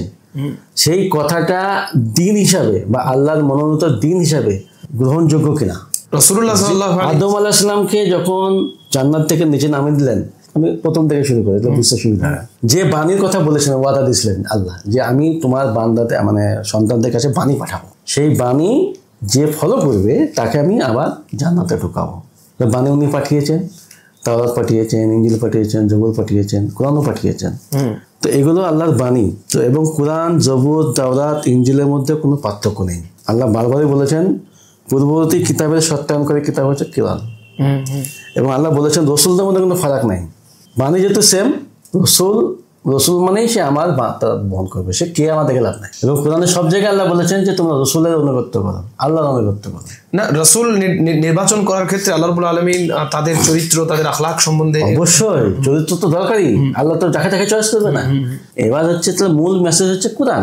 কোরআনের বাণীকে আল্লাহ কি বলেছেন? আহসানুল হাদিস বলে 39 নম্বর আয়াত সূরা 23 নম্বর আয়াতে বলেছেন যে আমার কথাগুলো হচ্ছে আহসানুল হাদিস। এবং এই আহসানুল হাদিসের বাইরে অসার কার্যকলাপ কথাবার্তা নিয়ে যারা মানুষকে আমার দিনের পথে ডাকার চেষ্টা করে তাহলে পথভ্রষ্টতা। যেমন এটা আছে লোকমান 31 নম্বর সূরা 6 নম্বর আয়াত। তাহলে আমার হাদিস দুই রকমের, একটা লাহওয়াল হাদিস, একটা হচ্ছে আহসানুল হাদিস। তাহলে আহসানুল হাদিস যদি হয় তাহলে সেই হাদিসের ভিত্তিতে আমি যদি বিশ্বাস করি, মান্য করি, চলাফেরা করি, সিদ্ধান্ত নিই, বিচার করি, ফয়সালা করি, নীতি নিয়োগ প্রণয়ন করি, তাহলে আমি আল্লাহর ওই সরল পথে ঢুকবো। আর যদি লাহওয়াল হাদিস যদি ফলো করি তাহলে আল্লাহ স্পষ্টই বলেছেন সূরা লোকমানের মধ্যে 6 নম্বর আয়াতে যে তোমরা এগুলোকে তোমাকে বিভ্রান্ত করে নিয়ে যাবে। অবশ্যই। এখন আমার প্রশ্ন হলো লাহওয়াল হাদিস কোনটা আর আহসানুল হাদিস কোনটা? আহসানুল হাদিস সম্পর্কে আল্লাহ স্পষ্ট বলেছেন আহসানুল হাদিস হচ্ছে কোরআনটা, এবং কোরআনের সঙ্গে তখন আল্লাহ নিজেই করেছেন। এখন আমরা যে সমস্ত হাদিস গ্রন্থগুলো পড়ি, বুখারী, মুসলিম, তিরমিজি, এই সমস্ত হাদিস গ্রন্থের মধ্যে যে হাদিসগুলো আছে সব হাদিস তো সহি না, জাইফ আছে, জাইফ জাল হাদিস আছে। সহি হাদিস যেগুলো, সহি হাদিস তো আল্লাহ বলেনি, মানে সহি হাদিস মানে আমি বলতে চাইছি যে কথাটা আল্লাহ নবী বলেছেন, প্রমাণিত, সেই হাদিসগুলো নিয়ে আপনার কোনো সমস্যা নেই। আমার কোনো সমস্যা নাই যদি মুখে আল্লাহ নবীর মুখের কথা হয়। আল্লাহ নবী যদি বলেন যে তোমরা তাহলে সেক্ষেত্রে গোসল করার সময় এক মগ জল নিয়ে স্নান করবো, আমি তাই করবো। কন্ট্রোভার্সিটা এলো কোথা থেকে? কন্ট্রোভার্সিটা এই জায়গাতে যে হাদিসটা সহি কিনা। হ্যাঁ, তো সহি জাইফের তো একটা ইয়ে আছে, চেইন অফ ন্যারেশনের ব্যাপার থাকে। সহি একটা হাদিস সত্য, কোনো হাদিস তো আল্লাহ এই হাদিস কোরআনের বিরুদ্ধে যাবে না যদি হাদিস সত্য হয়। হ্যাঁ, কোনো হাদিস যদি সত্য হয় সেই হাদিসের কথা কোরআনের কথা বাইরে যাবে কি? কখনো যাবে না। যাবে না, যাবে না। তাহলে একটা এক্সাম্পল দিই, সহিহ বুখারীর একটা হাদিস আছে, আমরা বহু শুনেছি যে আবু হুরায়রা একটা বাইতুল মালের দায়িত্বে ছিলেন। ওই পরপর 3 দিন একজন লোক চুরি করতে এসেছিল, দিয়ে প্রথম দিন আল্লাহ নবীকে বললেন যে এরকম ব্যাপার ঘটেছে, ও কালকে আবার আসবে। পরপর 3 দিন হলো, তৃতীয় দিনের মাথায় যখন ধরলো যে তোমাকে ছাড়বো না, তোমার নবীর কাছে নিয়ে যাবো, তো বললো না ছেড়ে দাও, আমি আর আসবো না, আমি তোমার একটা জিনিস শিখাই, দোয়া শিখিয়ে দেবো। দোয়াটা এত কিছু শিখালো যে এটা শিখলে তুমি আর চুরি হবে না, চুরি হবে না, আর তুমি তোমাকে রক্ষণ করা হবে। এই কথাটা সহি হাদিস তো। হ্যাঁ, এই হাদিসটা সহি হাদিস কে বর্ণনা করেছে? আবু হুরায়রা। এই হাদিসটার মধ্যে কোনো ভুল আছে? যুক্তিগত ভুল আছে, কোরআনের বিরুদ্ধে কোনো আয়াত, মানে যুক্তিগত ভুল আছে কোরআনের আয়াতের সাপেক্ষে। অনেক ক্ষেত্রে যেটা হয়ে থাকতে পারে, যেমনটি আপনার কথার মধ্যে একটা জিনিস দেখলাম, আপনি এক পর্যায়ে বললেন যে আমি আল্লাহ রাব্বুল আলামিন মানুষকে উত্তম রূপে এবং খুবই সুচিন্তিতভাবে সৃষ্টি করেছেন, এবং সেখানে দেখছি যে মানুষের মধ্যে এমন কিছু মেডিকেলি প্রুভড কিছু জিনিস আছে যেটা মনে হচ্ছে কোরআনের বিরুদ্ধে। তখন আমি কি করলাম, আপনি করলেন কি, কোরআনের দিকে রুজু করলেন যে না, কোরআনটা সত্য, এবং সেটাকে আলটিমেট ট্রুথ বলে সেটাকে কোরআনই সত্য ক্যারি ফরওয়ার্ড করলেন। হ্যাঁ, অবশ্যই 100 বার। ঠিক একইভাবে আমরা হাদিস এবং কোরআনের ক্ষেত্রে কোনো জায়গায় আপাত দৃষ্টিতে কন্ট্রাডিক্টরি মনে হলেও, বা সেটাকে মনে হলেও যে এটার সঙ্গে সাংঘর্ষিক মনে হচ্ছে, সেক্ষেত্রে আমাদের বোঝার দুর্বলতা থাকতে পারে। সেখানে কোনো বিষয়ে মতভেদ হলে আমরা কোরআনের কাছে যাবো। এটা তো হতে পারে যে আমরা কোন একটা আয়াত বা কোন একটা হাদিসকে সেই স্পেসিফিক টাইম স্পেসের মধ্যে বুঝতে পারছি না, ইন ফিউচার হয়তো সেটা বুঝতে পারবো, এমন তো হতে পারে। হ্যাঁ, এটা হতে পারে। আমি যে হাদিসটা বললাম, এই হাদিসটা কি মনে হচ্ছে যে কোরআনের বিরুদ্ধে যেতে পারে? না, যাবে না মনে হচ্ছে। কেন যাবে না? আমি এবার কিছু আমি লজিক দিয়ে বলছি। আচ্ছা, মুহাম্মদ সাল্লাল্লাহু আলাইহি ওয়াসাল্লাম বেঁচে আছেন, যার প্রতি ওহী নাজিল হচ্ছে, একদম আল্লাহ পরিষ্কার বলে দিয়েছেন যে ইবলিস মানুষের প্রকাশ্য শত্রু, একদম, সে জাহান্নামে নিয়ে যাওয়ার জন্য ব্যস্ত। 3 নম্বর হচ্ছে ইবলিস জিন, সে কি খায়? সে মানে হাড় এবং ইত্যাদি খাওয়ার কথা হাদিসে। বাইতুল মাল কি করতে গেল? বাইতুল মাল চুরি করতে গেল কেন? ওটা মানুষকে ডিভিয়েট করার জন্য হতে পারে, পথভ্রষ্ট করার জন্য। অনুমানের কথা বলবো না আমরা, অনুমানের কথা বলা ঠিক না। ও খায় না। দ্বিতীয় হচ্ছে ওর চুরি করার প্রয়োজন নাই, ওটা কেউ দেখতে হয় না, চুরি করতে চলবে। আর আবু হুরায়রা আমাকে ধরতে যাবে, আবু হুরায়রা কি দেখতে পাবে? শয়তান তো মানুষ রূপে এসেছে না, মানুষ রূপে যেহেতু যদি চুরি করতে আসে, মানুষ রূপে আসবে কেন? আসতেই পারে, ও চুরি করতেই যদি আসে তা ওকে ধরা দরকার। সে তো শয়তান, তার সাইকোলজিতে আমরা বুঝতে পারছি। কথাটা বুঝতে পারছেন না। যদি ওর তার চুরি করা যদি প্রয়োজন হয় তাহলে ও তো দরকার চুরি করা, তাহলে ও এত মানুষকে ধোকা দেওয়ার কি দরকার? দ্বিতীয় হচ্ছে খোদ নবী বেঁচে আছেন, তারপর ওহী নাযিল হচ্ছে। ইবলিস যে মানুষকে জাহান্নামে নেওয়ার জন্য ব্যস্ত, সে মানুষকে রক্ষা করার জন্য একটা দোয়া শিখিয়ে দেবে। দ্বিতীয় হচ্ছে নবীর প্রতি ওহী নাযিল হলো না, নবী জানতে পারলো না যে আয়াতুল কুরসি এটা পড়লে এরকম হয়, ওই ইবলিস জেনে গেল না। রাসূল তো ভ্যালিডেট করছেন, ওটা ঠিক বলেছে, ও ভ্যালিডেট করেছেন। তা উনি এই কথাটা কি সত্য, এই হাদিসটা কি সত্য? রাসূল ভ্যালিডেট করছেন তো এই ঘটনাটা, রাসূল ভ্যালিডেট করছেন, সেটা তো হাদিসেই বলছে, ওই আবু হুরায়রা বলছে ভ্যালিডেট করছেন। তাহলে এই কিন্তু এটা কি কোরআনের সপক্ষে যায় কথাটা? আমি যেটা বললাম, মানে আমার যেটা মানে এখানে কতগুলো জিনিস আছে। প্রথম হচ্ছে আবু হুরায়রা সম্পর্কে জানতে হবে। আবু হুরায়রা কবে মুসলমান হয়েছিল, কোথা থেকে এসেছিল, কোন সম্প্রদায়ের ছিল, ওটা নিয়ে বলবো পরে। তাহলে আবু হুরায়রা মিথ্যা বলতে পারে? নাউজুবিল্লাহ। একজন সাহাবীর সম্বন্ধে আমরা এরকম কেন বলবো না? না, কারণ হচ্ছে আল্লাহ রাব্বুল আলামিন যাদের সম্পর্কে বলছেন ওয়াসাবিকুনা আল-আউওয়ালুনা মিনাল মুহাজিরিন ওয়াল আনসারি আল্লাযীনা ইত্তাবাউহুম বিইহসান রাদিয়াল্লাহু আনহুম ওয়া রাদু আন, মানে তাওবা 100 নম্বর আয়াত। তাহলে আল্লাহ তাদের প্রতি রাজি। এবার আমি আল্লাহর প্রতি রাজি। আপনাদের কথার সাপেক্ষে আমি চলে আসছি। আমাদের নবী কত সালে জন্মগ্রহণ করেছেন? 572 খ্রিস্টাব্দ। 572 হ্যাঁ মতান্তর। কত সালে রাসূল হয়েছেন? 40 বছর বয়সে। মানে কত সালে? 610। হ্যাঁ 10। উনি 610-এর ওহী নাজিল, ওহী পাওয়ার পরে উনি মক্কার বুকে দাওয়াত দিতে শুরু করেছেন। কত বছর পর্যন্ত? মানে প্রায় 12 থেকে 13 বছর, মানে 622 পর্যন্ত। 622-এ উনি কোথায় চলে গেলেন? মদিনা চলে গেলেন। কতজন সাহাবী নিয়ে গেছিলেন? মানে কয়েকবারে গেছেন, কারণ রাসূলুল্লাহ কতজন নিয়ে গেছিলেন টোটাল? আমার তো এই মধ্যে জানা নেই। ম্যাক্সিমাম 80 জন, তার কম হতে পারে, বেশি হবে না। তাহলে 610 থেকে 622-এর মধ্যে মক্কার মধ্যে এত লোক সংখ্যার মধ্যেও মাত্র এই কোরআনের কথা বলার পরেও রসুলকে চিনতে না পারার জন্য 80 জন লোক মুসলমান হয়েছিল। 80 জন, মাথায় রাখবেন। সেই 80 জনকে সাহায্য করার জন্য মদিনায় 233 জন হেল্প করেছিল, আনসার এবং মুহাজির। 600 এই প্রেক্ষাপটের পরেই যুদ্ধ হলো 624 খ্রিস্টাব্দে, বদরের যুদ্ধ। সেই যুদ্ধে যখন আবু লাহাব কাবার গিলা ধরে বললো যে আল্লাহ যে সৎ পথে আছে তাকে তুমি মানে টিকিয়ে রাখো, যে অসৎ পথে আছে দেখানো করতো। যখন আবু লাহাব ধ্বংস হয়ে গেল, মানুষ যখন বুঝতে শিখলো আরে সত্যি তো মোহাম্মদ সঠিক কথা বলেছিল এতদিন ধরে, চল ওর কাছে যায়। তাহলে মক্কার বদরের যুদ্ধের পরে, বদরের যুদ্ধে কতজন সাহাবী ছিল? 313 জন। আল্লাহ যে মুহাজির এবং আনসারদের প্রতি আল্লাহ সন্তুষ্ট বললেন, তাদের সংখ্যা কত? 313 জন সাহাবীর প্রতি আল্লাহ সন্তুষ্ট। না, তারপরে বদরি সাহাবী, তারপরে বলে শেষ হয়নি। তাহলে 313 জন সাহাবীর প্রতি আল্লাহ সন্তুষ্ট একদম কোরআনের তওবার মধ্যে আল্লাহ বলেই দিয়েছেন। 624 খ্রিস্টাব্দ পর্যন্ত, মানে 622-এ গেছেন, আরো 2 বছর দাওয়াত হয়েছে, তারপরে কিছু কিছু লোক গেছে, দিয়ে 313 জন হয়েছে। এর মধ্যে যতজন সাহাবী ছিল তাদের লিস্ট কিন্তু পাওয়া যাবে। 80 জন মুহাজির সাহাবী আর 233 জন আনসার সাহাবী। ওদের মধ্যে আবু হুরায়রার নাম আছে কি? শুনুন, আমি এখানে ডিবেট করবো না, আমি জাস্ট আপনাকে ইনফরমেশন দিচ্ছি। মানে এখানে এই যে কটা সাহাবীর নাম আছে, আমি কন্ট্রোভার্সির যে জায়গাটা আমি ইন্ডিকেট করতে চাইছি যে আপনার এমন হতে পারে যে কোনো জায়গায় হয়তো মিসিং, আমি মিস করছি, বা আপনি হয়তো আমি বুঝতে পারছি না।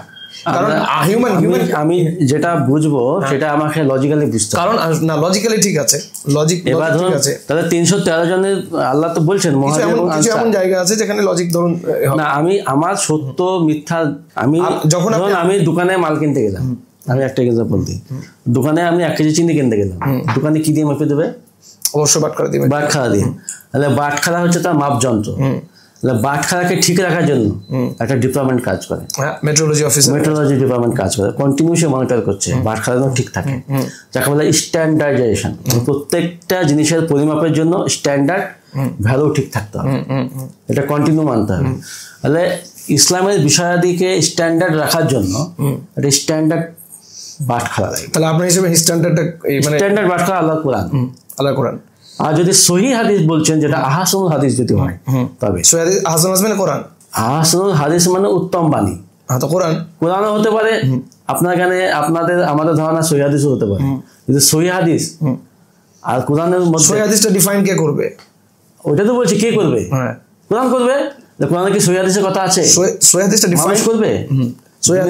আল্লাহ দিনের ব্যাপারে মানুষের কোনো ইখতিয়ার আছে ডিসিশন দেওয়ার? তাহলে রাসূলুল্লাহ সাল্লাল্লাহু আলাইহি ওয়াসাল্লামের জীবন তো কোরআন, এবং তারপরেও যে জীবনটা সংরক্ষিত হয়েছে, আপনি যদি কোনো একটা লিঙ্ককে বাদ দেন তাহলে পুরো চেইন অফ ন্যারেশন যে পদ্ধতিতে এসেছে সেগুলো পুরো মানে না আমি ধ্বংসপ্রাপ্ত হবে। কোনো ব্যক্তি বা কোনো ইসলাম কোনো ব্যক্তির উপরে নির্ভরশীল না। ইসলাম আল্লাহর ধর্ম, আল্লাহ সংরক্ষণ করবেন, আল্লাহ অভিভাবক, আল্লাহ সবকিছু 100বার।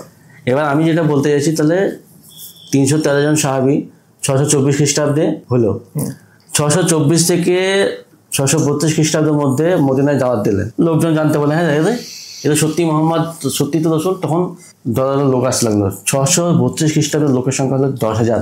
যখন মক্কা বিজয় হলো বিনা যুদ্ধে, তখন 632 খ্রিস্টাব্দে মক্কা বিজয়ের পরে শেষ আল্লাহ নবী বিদায় হজের ভাষণ দিলেন মক্কাতে। ওইটাই শেষ হজ, প্রথম হজ, ওটাই বিদায় হজ। সেই সময় সাহাবীর সংখ্যা কত ছিল? লক্ষেরও বেশি, 1,40,000। 610 0, 622 80, 624 233। আমি কথাটা শেষ করি। 624 233, 333, 632 10,000। 632 মক্কা বিজয়ের পরে আল্লাহ নবীর বিদায় হজের ভাষণে 1,24,000। বলেন 1,24,000 সাহাবীর মধ্যে সবার প্রতি আল্লাহ সন্তুষ্ট কিনা? সবাই কি আল্লাহ নবীর পরিপূর্ণ জীবনটাকে দেখতে পেয়েছে কিনা? এখানে সবাই কি আল্লাহ নবীর সমস্ত জীবন কানুন অবজার্ভ করেছে কিনা? সবচেয়ে বেশি যে আল্লাহ নবীর সাথে ছিল সে যদি কেউ যদি হয়ে থাকে আলী রাদিয়াল্লাহু আনহু। রাসূলুল্লাহ আমি এটুকু বললাম ইনফরমেশন।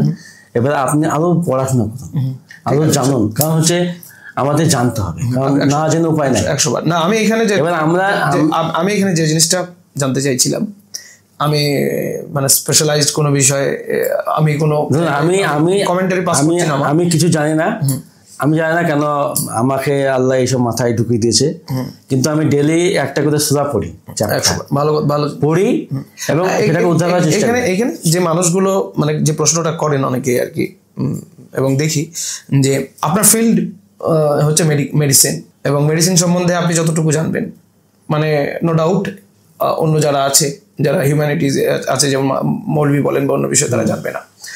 ঠিক একইভাবে সিমিলারলি যদি কেউ ইসলামিক ফিল্ডে যারা পারদর্শী মানে স্কলার আমরা বলতে পারি, তো সেই জায়গায় যদি কেউ সেই কথাটা বলে, স্টাবলিশ কোন একজন মানুষ, তাহলে তার কথাটা বেশি গ্রহণযোগ্য অবশ্যই হবে। মানে এখানে শেষ কথা যেটা, তো সেই জায়গা থেকে আমি আপনাকে মানে আপনার স্টাডিকে আমি সম্মান জানাচ্ছি এবং আপনি স্টাডি করছেন, কিন্তু এই জায়গাতে একটু ব্যালেন্সের যে জায়গাটা আমি দেখছি সেটা হচ্ছে আপনার ফিল্ডে যেখানে আপনি আছেন সেই জায়গাটা ঠিক, অনেকে মনে করেন আর কি, এবং ওনারা যেখানে যে জায়গাটাতে আছেন সেই জায়গাটাতে তারা ঠিক।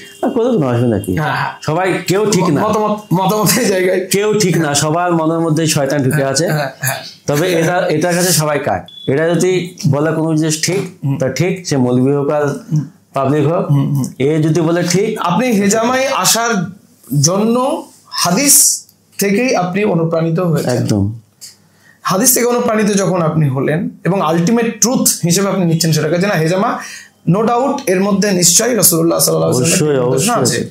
এন্ড দেন এগেইন আপনি যখন সেখান থেকে মানে একটা ডাউটের একটা কোশ্চেন চিহ্ন যখন রাখলেন, তখন আপনার এই সব হাদিসকে বিশ্বাস করা যায়। ডিসিশনটা কে করবে, মানে কোন হাদিস সত্য কিনা ডিফাইন কে করবে?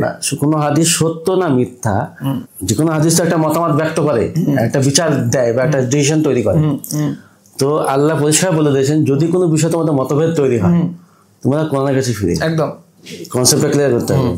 নবী রসুল আলাদা জিনিস। নবী হচ্ছে সত্যের প্রচারক, আর রসুল হচ্ছে বার্তাবাহক, রিসালাতপ্রাপ্ত, যে হ্যাঁ জাস্ট মেসেজ পৌঁছে দেয়। আল্লাহ বলেছেন যে তোমার কোনো কাজ নাই, শুধু বার্তাটা পৌঁছে দাও, এই বার্তাটা পৌঁছে দাও। মানে আল্লাহ যে বার্তা পাঠিয়েছে এটা পৌঁছে দেওয়াই কাজ হচ্ছে। তার মানে কোরআনটাই শুধু কোরআনটা পৌঁছে দিয়েছেন। এবার রসুল সেই কোরআন অনুসরণ করেছেন। উনি কোরআন অনুসরণ করতে অনেক জায়গায় উনি হয়তো বুঝতে পারেননি কি করবো, বা ওনাকে গাইড করা বা বিভিন্ন রকম পরামর্শ। আল্লাহ গাইড করছেন, হ্যাঁ, তার ঘুমানো ওঠানো সমস্ত কিছু হচ্ছে আল্লাহ দ্বারা গাইডেড।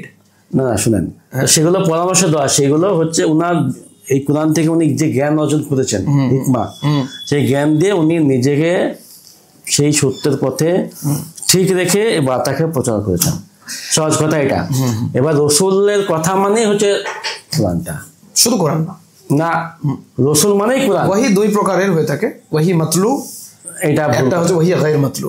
এটা এটা একটা উসুল আছে, তো এটা একটা না, আপনি যেমন বললেন যে একটা বাটখারা থাকা উচিত, এবং সেই বাটখারাটা ডিফাইন যতক্ষণ আপনি না মেনে নেবেন ততক্ষণ পর্যন্ত আপনি ওজনই করতে পারবেন না।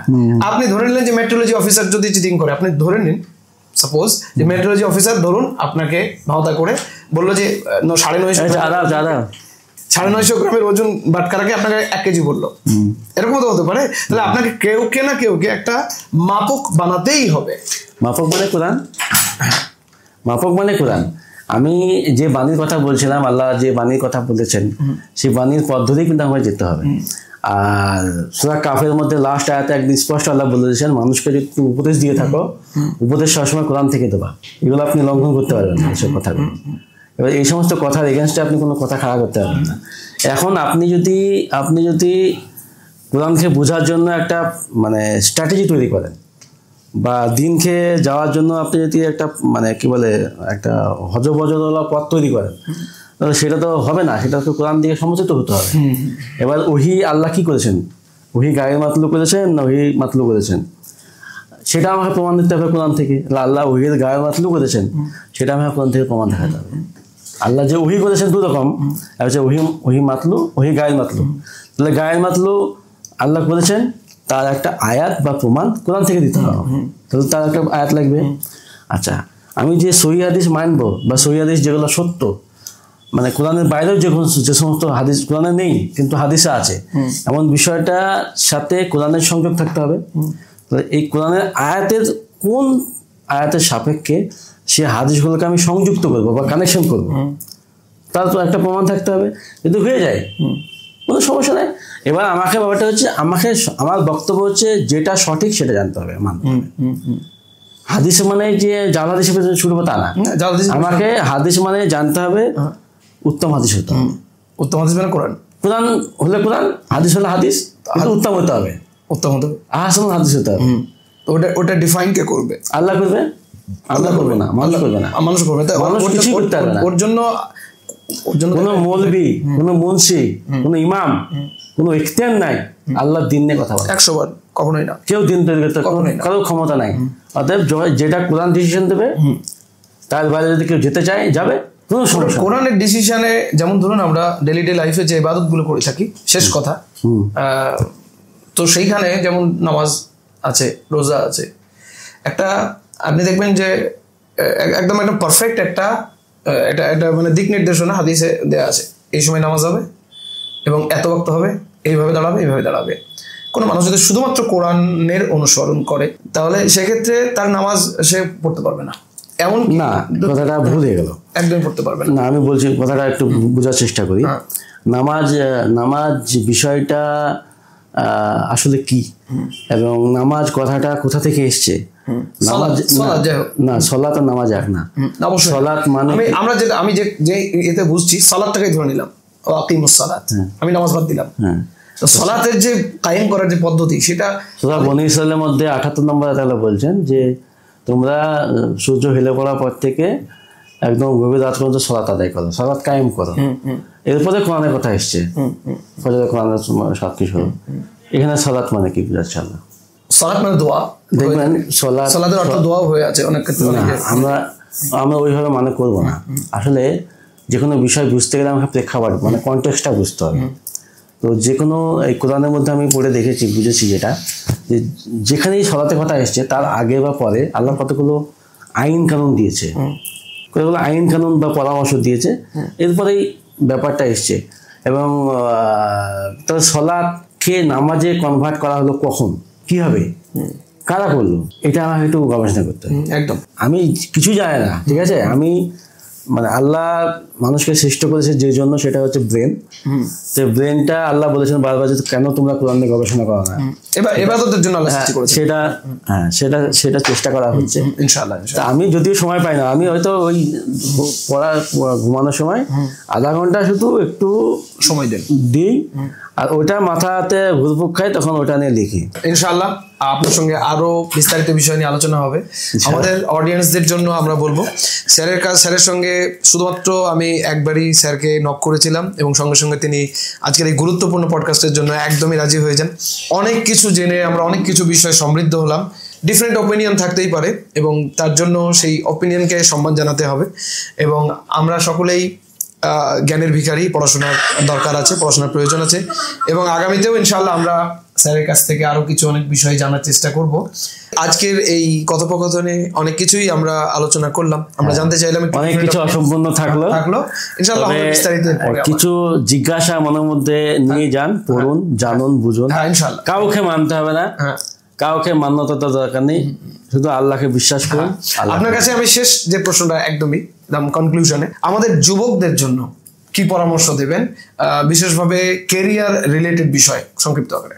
দেখুন, বর্তমানকালে আমরা যে যুগে যাচ্ছি, আগামী দিনগুলো ইন্টারন্যাশনাল জিওপলিটিক্স যেভাবে এগাচ্ছে, তাতে আগামীর ভবিষ্যৎ খুব খারাপ।